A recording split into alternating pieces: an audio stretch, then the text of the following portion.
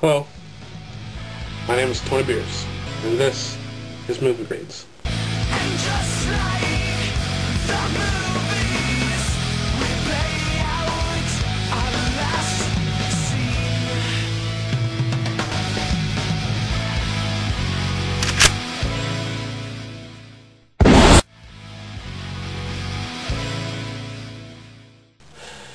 Hello everybody, Tony Beers here again, and in this episode of Movie Grades I'm going to be talking about Ghost Rider Spirit of Vengeance.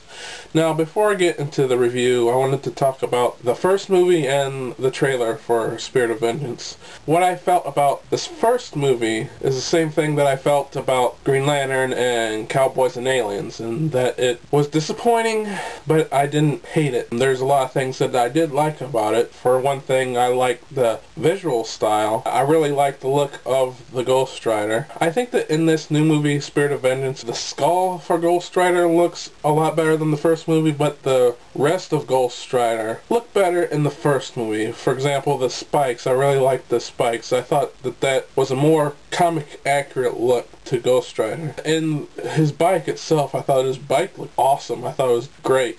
This new bike in Spirit of Vengeance, well, it's black, you know, that's about all I can say about the look of the bike. Speaking of the new costume, a lot of people have said it looks realistic, which I can see what they're saying, because the leather is all burned up and everything like that, which that kind of makes sense, but if they wanted to be truly realistic, that outfit would be nothing but ash now. As far as the actors go, I thought that they had a great cast. I actually thought Nicolas Cage was perfect as Johnny Blaze Ghost Rider, because, you know, Nicolas Cage has always wanted to play a superhero, and Superman, he's not.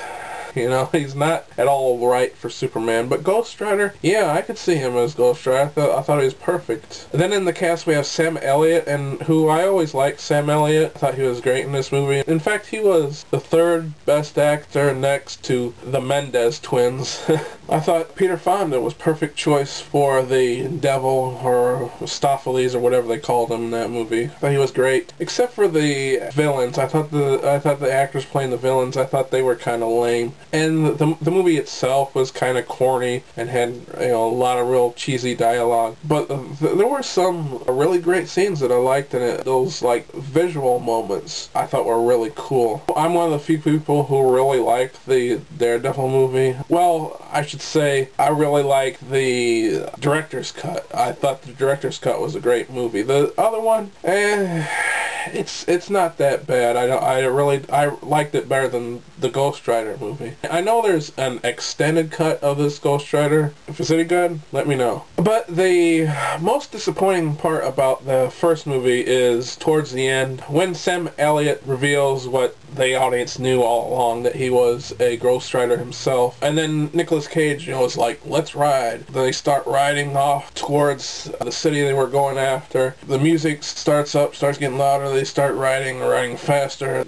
really speeding down this highway. You're thinking, as the audience is thinking, oh yeah, here it comes. They're about to kick some major ass here. They're teaming up, and finally they're gonna defeat the villain together. And then Sam Elliott gives Nicolas Cage a shotgun and takes off. Now let's move on to the trailer for Spirit of Vengeance. I was really apprehensive about seeing this movie because although there was some good parts to this trailer, there's some very bad parts to this trailer. One thing that I found out about this movie is that it is directed by the same directors who directed the Crank films. I only seen the second Crank movie and I hated it. Then there's a part in the trailer where somebody is shooting at Ghost Rider. He spits him back, and I thought that was really corny and cheesy. It seemed like something you'd see out of like a Tex Avery cartoon. And then there was the pissing fire scene, which, pun intended, pissed me off. I thought it was kind of funny myself, but this isn't an R-rated comedy. This is a superhero movie. I thought it was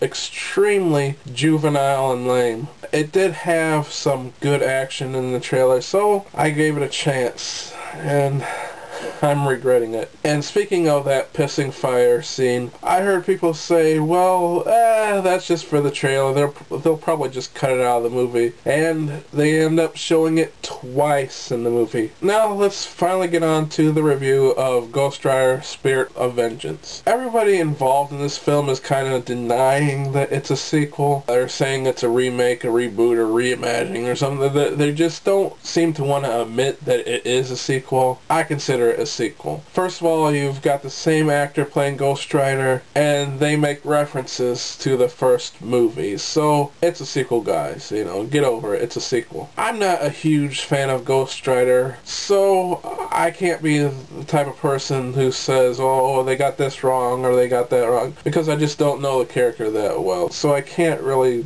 bitch and complain about anything like that.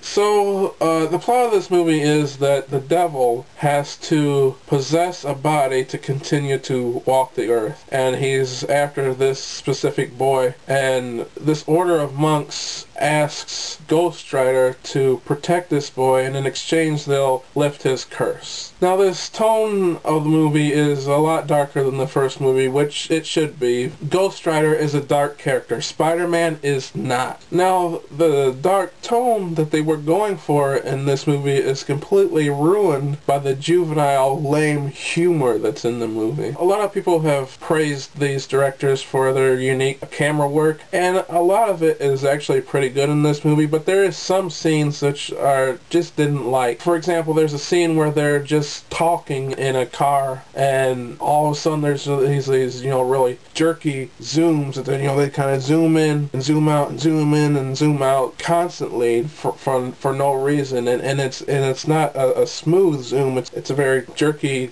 movement zoom, and it just didn't work for me. Now Ghost Rider has these moments when he appears that he has these jerky movements that he's moving around, and these ticks and twitches and stuff, and first you're thinking, what's wrong? Does he have Tourette's or something where he's twitching about? And I did have a problem with this at first, but then the movie explains that he is possessed by an angel that went crazy, so it kind of makes sense. Now, spoiler alert here, the monks do manage to lift Johnny Blaze's curse, and which is actually a bad thing for the movie, because there's a very long part in the movie where there's no Ghost Rider. And for a movie called Ghost Rider Spirit of Vengeance, we really don't get to see Ghost Rider enough in this movie. Now the penance stare I wanted to talk about, because I thought it was a lot better in the first movie. In the first movie, he stares at his victims and he looks into their souls, and you could see all the evil that they've done, and then their eyes turn to like black coal or something like that. And in this movie, he screams at people. I mean, that's it.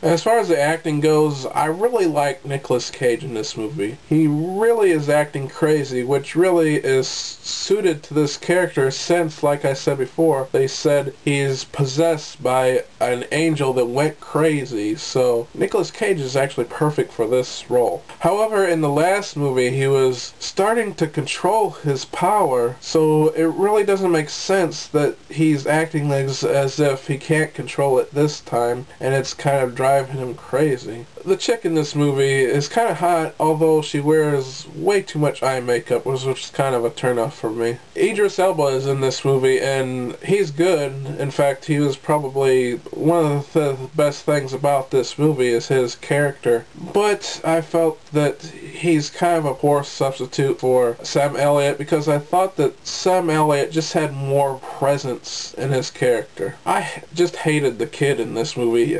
He just is bad. I think it's just the character is he's just a little douchey kid, and I can actually see why the devil wanted to possess him, because he acts like such a jerk sometimes. And, of course, he's got a little bit of ginger in his hair, so we all know that gingers don't have souls. There's a secondary villain in this movie. I believe he's called Blackout in the comics. And in this movie, he has the power to decay anything he touches, so that's pretty cool. And there's a kind of a funny scene where he's in this ambulance, I think, and he's driving the ambulance, and he's getting hungry, so he's looking for food, and he looks into this lunchbox, and he gets out a sandwich, and goes to eat it, and he can't eat it because it rots in his hand. And he goes to get an apple or something, and he can't eat that because then that rots in his hand as well. So then he grabs a Twinkie, and the Twinkie's fine. Since it's a Twinkie, Twinkies last forever. But then the scene also made me think that how come the ambulance that he's driving isn't rotting away, rusting, and just falling apart? You know, have a little consistency with the logic in this movie, with his powers. Have a little consistency, please. Now, did anybody see Christopher Lambert in this movie? Well, he is, and I did see him. Although, if I didn't know that he was going to be in this movie, I wouldn't have noticed him at all. I mean, if you'd blink, you'd miss him. His scenes are that short. I mean, I think he has like maybe 2 lines of dialogue, and he is completely wasted in this movie. I mean, he was Highlander and Raiden, you know, and then he's reduced to this cameo in this movie. It's barely a cameo at all, and so he's just terribly wasted.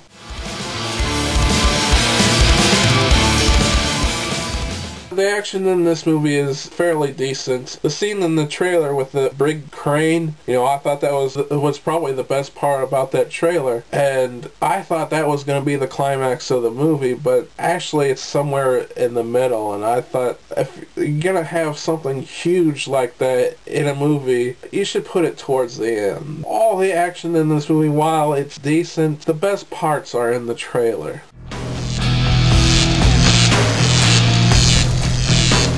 The special effects are also pretty good, although like the 3D was pretty much useless. There are some good 3D scenes that where the 3D really comes at you. I think personally the best I feel is there are animated sequences in this movie where I think the 3D is best used, but there's so few and far between, and they only last a few seconds that the 3D is barely noticeable. Like there'd be scenes where there isn't doing anything and you completely forget that the movie is in 3D. Overall, the movie, just like the first one, was very disappointing. There are some good parts to this movie and there are some good parts to the first movie, and I think if they took some from this movie and some from the other and kind of merged them together, you'd have a fairly decent movie. Unfortunately, they are separate movies, and separately, they're just very disappointing. I think this movie would have been a lot better if they would have stuck with the dark tone and didn't have so many lame and juvenile jokes in the movie. As well as if they threw in a little bit more action. I thought there was a lot of this movie that was kind of boring, that just kind of dragged. But unfortunately, they did not do this.